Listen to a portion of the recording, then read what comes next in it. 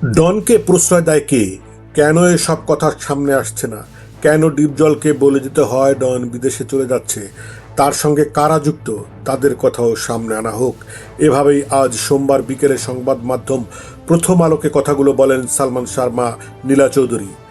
এ সময় যুক্তরাজ্য থেকে হোয়াটসঅ্যাপে কলে তিনি প্রশ্ন তুলেন, কেন অন্যরা এখনো ঘরে বসে আছে, কেন গ্রেপ্তার হচ্ছে না? গতকাল রোববার শাহজালাল আন্তর্জাতিক বিমানবন্দর থেকে আটক হন খল অভিনেতা আশরাফুল হক ওরফে ডন হক। তিনি সালমান শাহ হত্যার আসামি। তার গ্রেফতারে নীলা চৌধুরী বলেন, এই ডন আমাকে হুমকি দেয়, এই ডন আমার ছেলের সম্পর্কে নানা কথা বলে। আইনকে সে যা ইচ্ছা তাই মনে করে, পরোয়া করে না। তা না হলে কেন সে আসামি হয়েও নানা আয়োজনে থাকতো? কেন সে বড় বড় কথা বলতো? গত এক বছরে ঢাকা, টাঙ্গাইল সহ বিভিন্ন স্থানে দেখা গেছে ডনকে। সামাজিক যোগাযোগ মাধ্যমেও ছিল সরব উপস্থিতি। সব সময় নিজেকে তিনি নির্দোষ দাবি করছেন।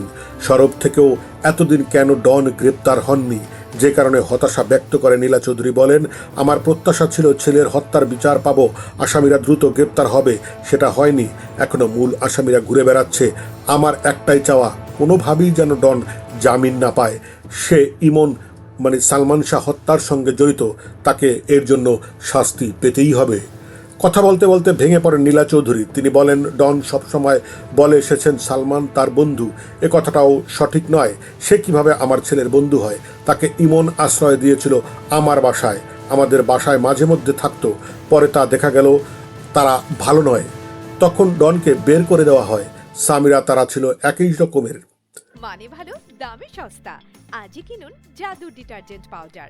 আপনার কাপড় হবে ঝকঝকে পরিষ্কার। এমকে ইন্টারন্যাশনাল কোম্পানি। সালমান শাহ 1996 সালের 6 সেপ্টেম্বর মারা যান। তার মৃত্যুর প্রকৃত কারণ নিয়ে নানা আলোচনা জল্পনা আছে।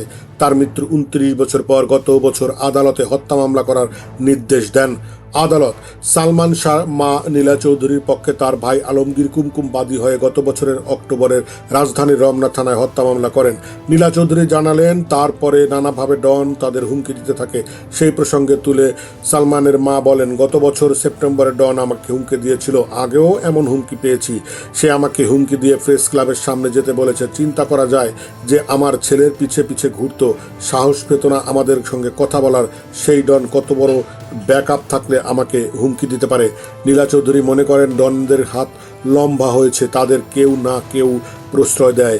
এই সময় তিনি আরও বলেন, গত বছর হত্যা মামলা দায়ের করার পরের কেউ ধরা পড়েনি। কি অদ্ভুত, ডনকে প্রশ্রয় দেয় কে? কেন ডিপজলকে বলে দিতে হয়? ডিপজল কেন বলবে সে বিমানবন্দরে?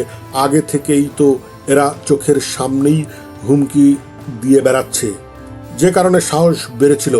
অবশ্যই ডনকে কেউ আশ্বস্ত করেছিল, তাকে বিমানবন্দর দিয়ে পার করতে চেয়েছিল। আমি আইনের কাছে সেটাই চাই, ডন যে কোনোভাবে ছাড়া না পায়। তাকে রিমান্ডে নিলে সব বের হয়ে আসবে। সালমান শাহর মৃত্যুর 29 বছর পর গত বছর আদালতে হত্যা মামলা করা হয়। মামলায় সালমানের সাবেক স্ত্রী সামিরা হক, খল চরিত্র অভিনেতা ডন হক সহ মোট 11 জনকে আসামি করা হয়। অন্য আসামিরা হলেন সামিরার মা লতিফা হক লুসি, ব্যবসায়ী আজিজ মোহাম্মদ ভাই, ডেভিড, জাবেদ, ফারুক, রুবি, আব্দুস সাত্তার, সাজু ও রেজবি আহমেদ ওরফে ফরহাদ। সবশেষে নীলা চৌধুরী আরও বলেন, এখনও আসামিরা বড় বড় কথা বলছে। প্রধান আসামি সামিরা সহ সবাইকে দ্রুত গ্রেপ্তার করা হোক।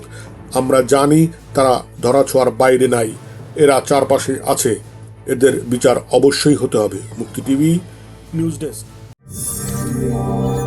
আপনারা দেখছেন আমেরিকা থেকে সম্প্রচারিত মুক্তি টিভি।